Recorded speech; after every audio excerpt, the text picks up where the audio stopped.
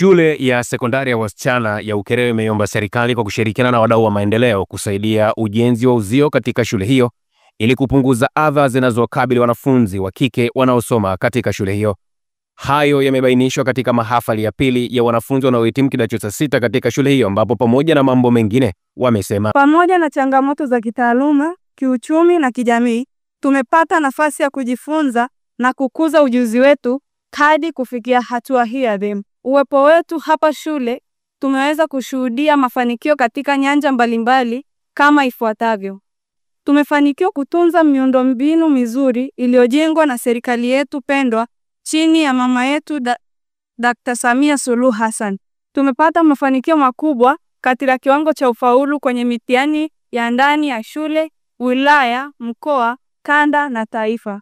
Tumefanikiwa kushiriki vyema katika programu za usafi binafsi na mazingira, mfano upandaji na utunzaji wa miti na usafi wa mabweni. Mbali na masomo ya darasani, tumefanikiwa kujifunza mafunzo ya ujasiriamali, mfano kutengeneza dawa zinazotumika kufanyia usafi chooni, sabuni za kufanyia usafi na kupika vyakula mbalimbali kama vile keki, sambusa, bagia na mandazi. Shule yetu inakabiliwa na changamoto zifuatazo: upungufu wa walimu.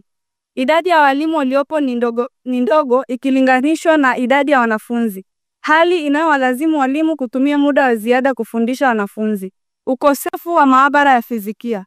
Kutokuwepo kwa maabara hii inatulazimu sisi wanafunzi kufanya mafunzo ya vitendo darasani. Ukosefu wa maktaba na upungufu wa vitabu.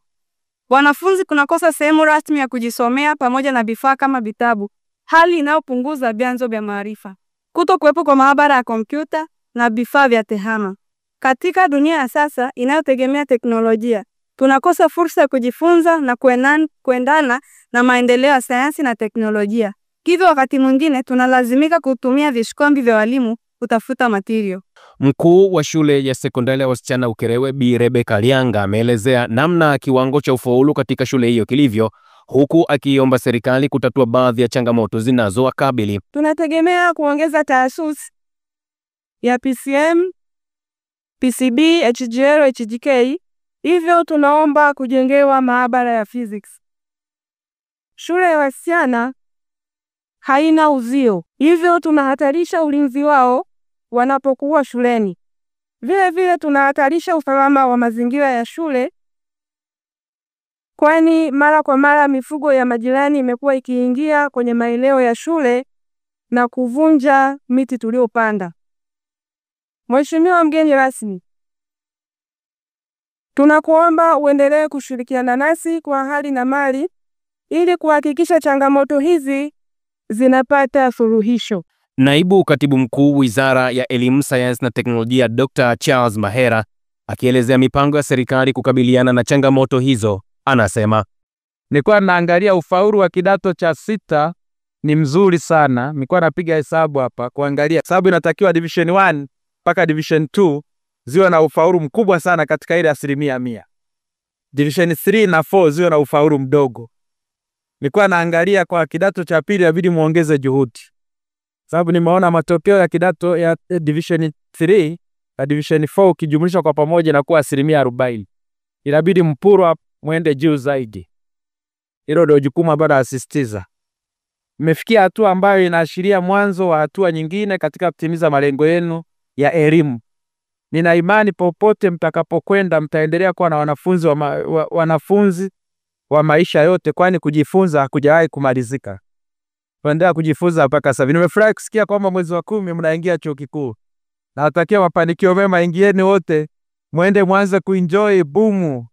Bodi ya mikopo kama unavyojua Mama Samia Suluhu Hassan ameongeza mikopo, fedha za mikopo kule. Kwa hiyo 1% kubwa mkienda mna nafasi kubwa kupata mikopo. Na tena bahati nzuri hapa wanafunzi wengi na nashukuru naona mko active. Tunaamini muendelee kuwa na confidence hiyo ili muweze kufaulu vizuri. Nendeni mkawa mfano wa kuigwa. Naamini ninyi nyote ni vijana safi mlioiva kimaadili. Hatutegemei kukuta mhitimu wa mahafali hii anakuwa kinara wa ukiukaji wa maadili na utovu wa nidhamu kokote mwendako. Siri moja ya kumfahamu mtu aliyeelimika na anayetambua wajibu wake ni kuwa na uwezo wa kukabiliana na changamoto mbalimbali za maisha kwa hekima, subira na busara. Ndugu wageni waalikwa, mabibi na mabwana, katika risala iliyosomwa mbele yenu punde imegusia mambo mengi sana, na yote yanayosisitizwa ni mambo ya msingi kabisa, yanalenga kuipeleka shule yetu katika hatua nzuri za kimaendeleo. Napenda kuchukua fursa hii kuwafahamisheni kuwa nimefarijika sana kwa taarifa kuhusu jitihada mlizofanya kukabiliana na changamoto mbalimbali zinazojitokeza ili kuinua kiwango cha taaluma katika shule hii. Naomba niwahakikishie kuwa serikali itaendelea kutatua changamoto mbalimbali zinazojitokeza katika sekta ya elimu. Bado tunaendelea kuajiri walimu wengi. Hivi karibuni tulikuwa na nafasi 1475 kwa ajili ya walimu wa masomo ya biashara. Tumetangaza hizo nafasi kwa sababu kama unavyojua sasa hivi kwa mtaala ulioboreshwa somo la biashara ni lazima. Kwa hiyo tunaendelea kuajiri, lakini tunaendelea kuajiri walimu wa amali na walimu wa masomo mengine. Lakini kuna juhudi mbalimbali zinazofanyika kujenga mabwalo, mabweni. Yote haya tumeona sio kwenye shule yenu tu. Kwa hiyo kuna juhudi mbalimbali zinaendelea kufanyika za kuajiri walimu, lakini na mambo mengine pia. Usisahau kusubscribe, like na kubonyeza alama ya kengele. Asante.